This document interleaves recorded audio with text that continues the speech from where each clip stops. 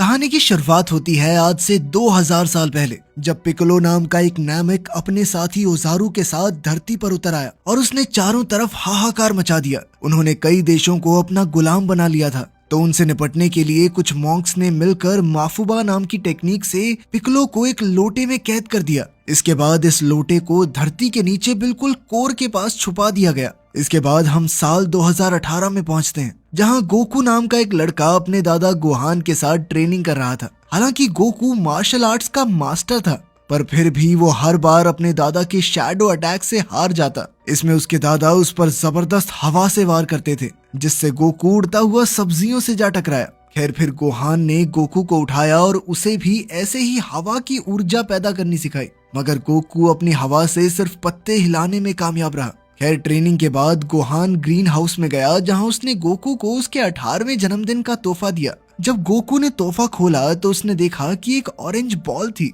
तब उसके दादा ने समझाया कि ये एक ड्रैगन बॉल है। पूरी दुनिया में सिर्फ 7 ड्रैगन बॉल्स हैं और इस वक्त गोकू के हाथ में 4 सितारों वाली बॉल थी। तब गोकू ने उनसे पूछा कि आखिर ये करती क्या है। गोहान ने जवाब दिया कि जब ये अकेली हो तो कुछ नहीं करती, मगर जब ये 7 बॉल्स इकट्ठी हो जाएं तो शेन लॉन्ग नाम के ड्रैगन को प्रकट कर सकती हैं, जो उसे पुकारने वाले इंसान की कोई भी इच्छा पूरी कर सकता है। अब गोकू अपना तोहफा हाथ में लेकर स्कूल की ओर चल पड़ा और पार्किंग में अपनी साइकिल लगा दी, मगर अचानक एक बेवकूफ लड़के ने अपनी कमैरो गाड़ी से गोकू की साइकिल को कुचल दिया और फिर निकल के ऐसे चल दिया जैसे कुछ हुआ ही ना हो। इस लड़के का नाम फुलर था। तभी पीछे से गोकू ने कहा कि साइकिल तोड़ी है तूने, मेरी भरपाई कौन करेगा। ये सुनकर फुलर ने जवाब दिया कि मेरी जेब से 1 रुपया निकाल के दिखा दे तू। फुलर ने गोकू को लड़ाई के लिए ललकारा, पर गोकू ने अपने दादा से वादा किया था कि वो किसी से हाथापाई नहीं करेगा, इसलिए उसने जैसे तैसे अपने गुस्से को संभाला। और वहीं दूसरी ओर हम देखते हैं कि पिकोलो कैद से आजाद हो चुका था और अब वो ड्रैगन बॉल्स ढूंढने के मिशन पर निकल चुका था। इसके बाद हम एक गांव को देखते हैं जहां उसने हमला करके सब कुछ तहस नहस कर दिया था। तब सेकी नाम की एक औरत अपनी बेटी को लेकर एक झोपड़ी के नीचे छुप गई।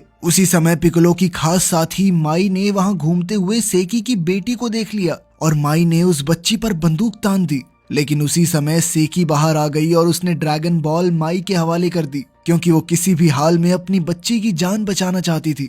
मगर माई ने तो उसे भी नहीं बख्शा और बेरहमी से सेकी को मार डाला। उधर स्कूल में चीची अपने लॉकर से एक असाइनमेंट निकालने की कोशिश कर रही थी, मगर उसका लॉकर अटक गया था। तब गोकू ने सबके जाने का इंतजार किया और अपने दादा की सिखाई हवा वाली ऊर्जा से उसकी मदद करने की कोशिश की, मगर वो अब तक अपनी शक्तियों पर काबू करना नहीं सीखा था, इसलिए उसने गलती से सारे लॉकर खोल दिए। ये देखते ही गोकू तो वहां से भाग निकला, पर चीची उसके पीछे गई और उससे पूछा कि क्या तुमने ये सारे लॉकर्स खोले हैं। तब चीची ने खुलासा किया कि वो भी एक फाइटर है। खैर फिर उसने कहा कि आज रात उसके घर में एक पार्टी है और उसने गोकू को पार्टी में आने का न्योता दिया। फिर शाम को गोकू खुशी खुशी उसकी पार्टी में जाने को तैयार हो रहा था और तब उसने चीची को इम्प्रेस करने के लिए अपनी ड्रैगन बॉल साथ ले जाने का फैसला किया। इधर गोहान उन दोनों के लिए खाना पका रहा था, पर गोकू चुपके से घर से निकल गया। जैसे ही वो पार्टी में पहुंचा तो फुलर और उसके दोस्तों ने गोकू को अंदर जाने से रोक दिया। अब गोकू उनसे भिड़ना नहीं चाहता था, इसलिए उसने शांति से बात करने की कोशिश की, मगर फुलर कुछ सुनने को तैयार ही नहीं था। आखिरकार गोकू यूं पीछे हटते हटते तंग आ चुका था, इसलिए उसने अपनी फाइटिंग स्किल्स के इस्तेमाल से फुलर और उसकी गैंग की हड्डी पसली एक कर दी। सभी लोग गोकू की काबिलियत देखकर काफी हैरान थे, लेकिन तभी फुलर एक लोहे का सरिया लेकर गोकू पर हमला करने आया। गोकू उसके हमले से बचने के लिए कूद पड़ा, जिस वजह से फुलर ने अपनी ही गाड़ी का शीशा तोड़ दिया। अब फुलर और भी गुस्से में आकर उस पर लगातार वार करने लगा, लेकिन गोकू काफी तेज था। इसी बेवकूफी में फुलर ने अपनी पूरी गाड़ी तोड़ डाली। उसी समय फुलर का एक दोस्त पीछे से गोकू पर हमला करने आया, मगर गोकू एक ही बार में कूद कर उन दोनों हमलों से बच गया और उन दोनों के हमले एक दूसरे को जा लगे। आखिरकार लड़ाई खत्म होने के बाद चीची गोकू को अपने साथ अंदर ले आई और उन दोनों ने पूरी रात बातें की। इधर गोकू चीची के साथ मजे कर रहा था और वहीं घर पर गोहान ध्यान लगाकर बैठा था कि अचानक माई ने वहां आकर शुरिकेन्स नाम के हथियार से उस पर हमला कर दिया। तभी अचानक पिकोलो भी वहां आ पहुंचा तो गोहान ने उस पर वार करने की कोशिश की, मगर पिकोलो ने अपनी रहस्यमयी शक्तियों की मदद से दूर से ही गोहान की हड्डियां चकनाचूर कर दी। जल्द ही पिकोलो को यह एहसास हो गया कि ड्रैगन बॉल यहाँ मौजूद नहीं है, इसलिए उसने कहा कि यहाँ और समय बर्बाद करने से कुछ नहीं होगा। कुछ ही देर में उसने बाहर आकर एक ही पल में पूरा घर मिट्टी में मिला दिया। वहीं दूसरी ओर गोकू को एहसास हुआ कि कुछ तो गड़बड़ जरूर है, इसलिए वो तुरंत अपने घर की तरफ दौड़ा। लेकिन वहां जाकर उसे घर के मलबे के सिवा कुछ नहीं मिला। तभी अचानक उसे अपने दादा की आवाज सुनाई दी, तो उसने फटाफट उन्हें मलबे के नीचे से बाहर निकाला। गोकू ने घबराकर उनसे पूछा कि आखिर ये सब कैसे हुआ, तो गोहान ने बताया कि पिक्कोलो वापस लौट आया है। अब गोहान ने गोकू को मास्टर रोशी नाम के एक आदमी को ढूंढकर सारी की सारी ड्रैगन बॉल्स को हासिल करने का जिम्मा सौंपा। इतना कहते ही उन्होंने गोकू की बाहों में दम तोड़ दिया और तब गोकू ने अपने दादा के बताए मिशन को हर हाल में पूरा करने की कसम खाई। वो गोहान को दफनाने के बाद अपने पुराने घर पहुंचा, जहां उसे अपने दादा की पुरानी टर्टल स्कूल यूनिफॉर्म मिली। तभी अचानक उसे घर में किसी के चलने की आवाज सुनाई दी, तो वो इस इंसान को ढूंढने लगा। उसी समय वो एक लड़की से जा टकराया जो असल में यहाँ ड्रैगन बॉल्स ढूंढने आई थी। उसने अपने रडार पर देखा कि गोकू के पास ड्रैगन बॉल है, इसलिए उसने गोकू पर गोलियां चलानी शुरू कर दी।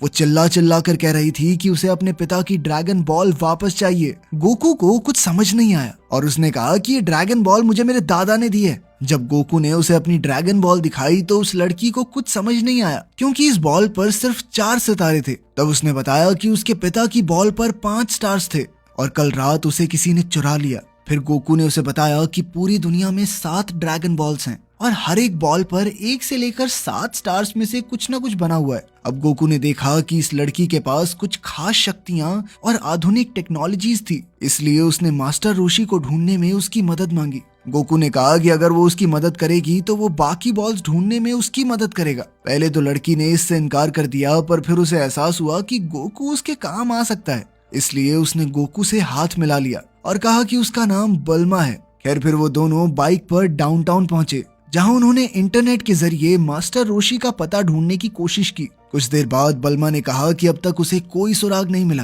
पर तभी अचानक उसके रेडार से एक आवाज आई, जिसका मतलब ये था कि उनके आसपास एक ड्रैगन बॉल मौजूद है। अब वो दोनों उसके पीछे भागते हुए एक सुनसान घर में पहुंचे, तो बल्मा ने घर का दरवाजा तोड़कर अंदर ड्रैगन बॉल ढूंढने का फैसला किया। अब गोकू भी उसके साथ अंदर चला गया, पर वहां घूमते हुए अचानक वो एक शेल्फ से जा टकराया, जिससे कुछ पत्थर गिर पड़े। मगर उनके फर्श पर गिरने से पहले ही गोकू ने अपनी सुपर स्पीड से पत्थरों को इकट्ठा कर लिया। मगर बदकिस्मती से एक पत्थर छूट गया जो एक गमले से जा टकराया। उसकी आवाज से घर का मालिक जाग उठा।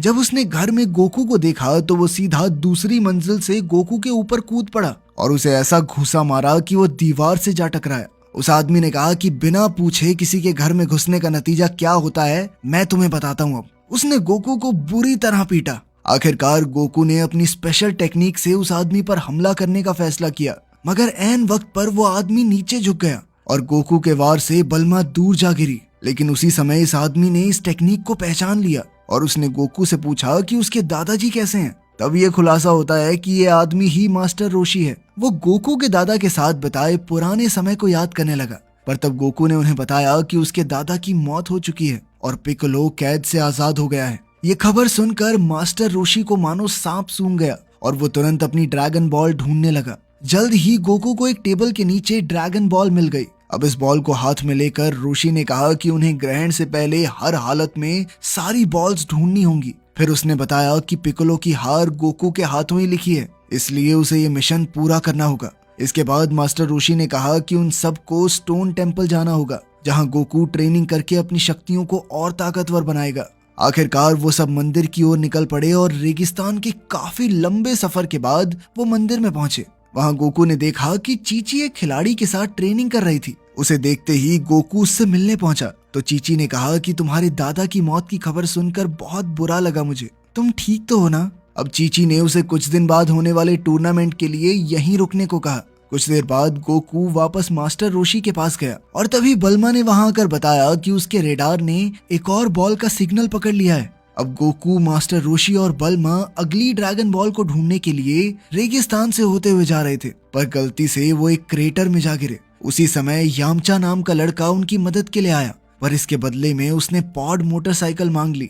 मगर बल्मा ने इससे साफ इनकार कर दिया और उन्होंने फैसला किया कि वो खुद ही इस क्रेटर से बाहर निकलेंगे। अब उनके पास कोई दूसरा चारा नहीं था, इसलिए मास्टर रोशी ने वहीं आग जलाकर तंबू बांध दिया। फिर मास्टर रोशी ने बताया कि पिक्कोलो अपने साथी ओजारू को फिर से जगाना चाहता है, जो कि सिर्फ सूर्य ग्रहण वाले दिन हो सकता है, जो आज से 2 दिन बाद है। उस रात वो ओजारू को आजाद करके फिर से दुनिया पर कब्जा कर लेगा। अब रोशी ने कहा कि उसे रोकने का एक ही तरीका है, उन्हें ड्रैगन बॉल्स को ढूंढना होगा और शेनलॉन्ग से पिकोलो को खत्म करने की इच्छा मांगनी होगी। उसी पल अचानक बल्मा के रडार में फिर से आवाज आने लगी और वो समझ गए कि आसपास एक और ड्रैगन बॉल मौजूद है। अब मास्टर रोशी और समय बर्बाद नहीं करना चाहता था, इसलिए वो कूद कर क्रेटर से बाहर आ गया और उसने यामचा को अंदर सीढ़ियां डालने को कहा ताकि बल्मा और गोकू भी ऊपर आ सकें। इसके बाद उन्होंने खुदाई के औजार उठाए और एक दीवार में छेद कर दिया, जिसके जरिए वो एक सुरंग में पहुंच गए। इस सुरंग को पार करने के बाद वो लावा से भरे एक समुद्र तक आ पहुंचे। अब उन्हें समझ नहीं आ रहा था कि वो इस धधकते लावा को कैसे पार करें, पर तभी अचानक सिबोमिन नाम की फौज उन पर हमला करने आ गई। हालांकि यह फौज उनसे काफी ज्यादा थी, पर फिर भी गोकू, बल्मा और रोशी ने मिलकर उन सबकी छुट्टी कर दी। लेकिन ये क्या, सिबोमिन्स तो मरने के बाद दोगुने होकर वापस हमला करने लगे थे। अब उनका सामना करते हुए मास्टर रोशी ने कामेहामेहा नाम का एक हमला किया, जिससे एक सिबोमिन सीधा लावा में जा गिरा। ये देखते ही रोशी और गोकू तुरंत सभी सिबोमिन्स को लावा में फेंकने लगे ताकि वो फिर से जिंदा ना हो सकें। इस तरह इन जानवरों की लाशों से उन्होंने लावा के समुद्र पर पुल बना दिया। अब गोकू लावा को पार करते हुए एक पहाड़ी तक पहुंचा, जहां 6 स्टार वाली ड्रैगन बॉल मौजूद थी। इससे पहले कि वो बॉल को उठाता, अचानक माई ने वहां आकर उसके मुंह पर जोरदार हमला करके ये बॉल छीन ली। अब बॉल को वापस हासिल करने के लिए गोकू माई के पीछे दौड़ा और तुरंत उस पर हमला कर दिया। गोकू उससे काफी ज्यादा ताकतवर था, इसलिए उसने कुछ ही पलों में माई को धाराशायी कर दिया और बॉल हासिल करके बल्मा को दे दी। तब बल्मा ने कहा कि अब सिर्फ 2 ही दिन बाकी हैं और उनके पास बाकी ड्रैगन बॉल्स ढूंढने के लिए अब ज्यादा समय नहीं बचा। मास्टर रोशी भी उससे सहमत थे और उसने कहा कि अब माफुबा ही उनकी आखिरी उम्मीद है। अब वो वापस मंदिर में पहुंचा और अपने पुराने मास्टर जियू से बात की। उसने जियू को पिकलो को कैद करने के लिए एक बक्सा बनाने को कहा। असल में रोशी अपनी ही आत्मा की ऊर्जा का त्याग करके पिकलो को कैद करने के लिए एक बक्सा बनाने को तैयार हो गया था। इसी दौरान हम देखते हैं कि उधर टूर्नामेंट की शुरुआत हो गई थी, जहां चीची का मुकाबला माई से हो रहा था, मगर वो ये नहीं जानती थी कि माई पिकलो के लिए काम करती है। फाइट के दौरान माई ने चीची की त्वचा का एक टुकड़ा काट दिया और उसके खून की बूंदें लेकर लड़ाई से बाहर हो गई। कुछ समय बाद गोकू चीची से मिलने पहुंचा और उसने चीची से माफी मांगी क्योंकि वो उसका मुकाबला देखने नहीं आ सका था। इसके बाद वो मास्टर रोशी के ट्रेनिंग रूम में गया, जहां मास्टर रोशी उसे अपनी सबसे बेहतरीन टेक्निक कामेहामेहा सिखाने वाला था। रोशी ने उसके सामने इस टेक्निक का एक नमूना पेश किया और गोकू को इसकी प्रैक्टिस करने को कहा। रोशी ने कहा कि उसे तब तक प्रैक्टिस करते रहना है जब तक वो अपनी ताकत से सभी मशाले नहीं जला देता। अब गोकू पूरे मन से अभ्यास करने लगा, मगर पूरी रात बीत जाने के बाद भी कोई फायदा नहीं हुआ, तो आखिरकार उसने हार मान ली। अंत में उसने मोमबत्तियों से ही मशाले जलाने का फैसला किया, पर तभी चीची ने उसे रंगे हाथों पकड़ लिया और कहा कि ये तो चीटिंग है। फिर चीची ने उसे ध्यान लगाना सिखाया और आखिरकार इतनी प्रैक्टिस के बाद गोकू कामेहामेहा टेक्निक सीखने में कामयाब हो गया। वहीं दूसरी ओर बल्मा अपने कमरे में सो रही थी, पर अचानक उसे गोकू के कमरे में पैरों की आवाज सुनाई दी। वो जानती थी कि सारी ड्रैगन बॉल्स गोकू के कमरे में है, इसलिए वो अपनी बंदूक लेकर उसके कमरे के बाहर पहुंची। पर तभी उसने चीची को उसके कमरे से बाहर निकलते देखा, तो वो समझ गई कि शायद चीची और गोकू एक साथ थे। उसने बंदूक दिखाने के लिए चीची से माफी मांगी और फिर वापस अपने कमरे में चली आई। उसके जाने के बाद गोकू वहां आया तो बल्मा को एहसास हुआ कि गोकू तो इसके साथ कमरे में नहीं था। तभी अचानक उसके रडार ने सिग्नल पकड़ा और वो समझ गई कि चीची ने सारी ड्रैगन बॉल्स चुरा ली हैं। अब गोकू और बल्मा दोनों चीची की तरफ भागे तो ये खुलासा हुआ कि ये चीची नहीं बल्कि उसके भेस में माई थी। माई ने अचानक उनकी ओर ग्रेनेड फेंक दिए, जिससे वहां भयंकर धमाका हुआ और वो आगे नहीं बढ़ पाए। अब माई को लगा कि वो सुरक्षित है, पर उसी समय असली चीची ने उस पर वार कर दिया। जल्द ही दोनों में जबरदस्त लड़ाई शुरू हो गई और उसी वक्त गोकू इस आग की दीवार में से कूदकर उन तक आ पहुंचा। वो दोनों हूबहू एक जैसी दिख रही थी, इसलिए उसे समझ नहीं आ रहा था कि उसे किसकी मदद करनी चाहिए। तभी अचानक एक चीची नीचे गिरकर गोकू की मदद मांगने लगी। तब गोकू ने दूसरी चीची पर हमला बोल दिया, पर यह बहुत बड़ी गलती थी क्योंकि ये तो असली चीची थी। इसी दौरान माई उठ खड़ी हुई और वो गोकू पर बंदूक चलाकर वापस अपने असली रूप में आ गई। इसके बाद वो सभी ड्रैगन बॉल्स लेकर वहां से भाग निकली। माई के जाने के बाद बल्मा और उसके साथी गोकू के आसपास इकट्ठा हो गए। उन्होंने देखा कि गोकू जल्द ही दम तोड़ने वाला था। उसकी जान बचाने के लिए रोशी ने अपनी सारी ऊर्जा अपनी उंगलियों में इकट्ठी की और गोकू की छाती पर कामेहामेहा जैसा सुनहरा गोला छोड़ दिया। ऐसा करते ही गोकू की आत्मा की शक्ति 100 गुना बढ़ गई और वो उसी पल जाग उठा। जल्द ही बल्मा ने रेडार में देखा कि सारी ड्रैगन बॉल्स इकट्ठी हो गई थी। तो रोशी ने कहा कि जल्द ही ड्रैगन टेम्पल में शेनलॉन्ग पिक्कोलो के सामने प्रकट हो जाएगा। अब वो फटाफट गाड़ी की ओर दौड़े, पर तभी मास्टर ज़ियू ने गोकू को रोशी की ऊर्जा से बना हुआ बक्सा दिया।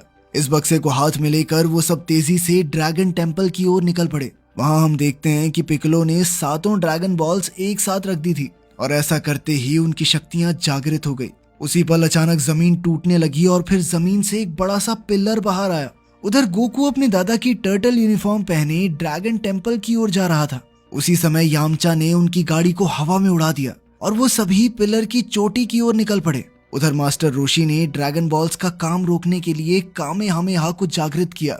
जैसे ही पिक्कोलो ने उन सबको वहां आते देखा तो उसने भी जोरदार ऊर्जा के गोले से वार किया। वो सीधा कामेहामेहा से जा टकराया, जिससे वहां इतना जबरदस्त धमाका हुआ कि सारी ड्रैगन बॉल्स मूर्ति से नीचे गिर गई। इसके अलावा गोकू और उसके साथियों की गाड़ी का बैलेंस भी बिगड़ गया और वो सब सीधे नीचे जा गिरे। अब पिक्कोलो उन पर वार करने के लिए सामने आया तो उसी समय मास्टर रोशी को माफुबा बक्सा दिखाई दिया। अब रोशी ने इसी की मदद से पिक्कोलो को कैद करने का फैसला कर लिया था। वहीं गोकू और पिक्कोलो का आमना सामना हुआ तो गोकू ने कहा कि मैं ही तुझे खत्म करूंगा, पर तब पिक्कोलो ने खुलासा किया कि गोकू असल में उजारू का ही वंशज है और जैसे ही चंद्र ग्रहण लगेगा तो वो उजारू में बदल जाएगा और अपने ही हाथों से अपने सभी साथियों की जान लेगा। उसी पल चांद ने सूरज को ढक लिया और गोकू का शरीर दर्दनाक तरीके से मॉन्स्टर का रूप लेने लगा। मॉन्स्टर बनने के बाद वो बल्मा और यामचा के पीछे पड़ गया। इसी मौके का फायदा उठाकर रोशी ने मुफाबा का बक्सा उठाया और पिक्कोलो को कैद करने का मंत्र जाप करने लगा।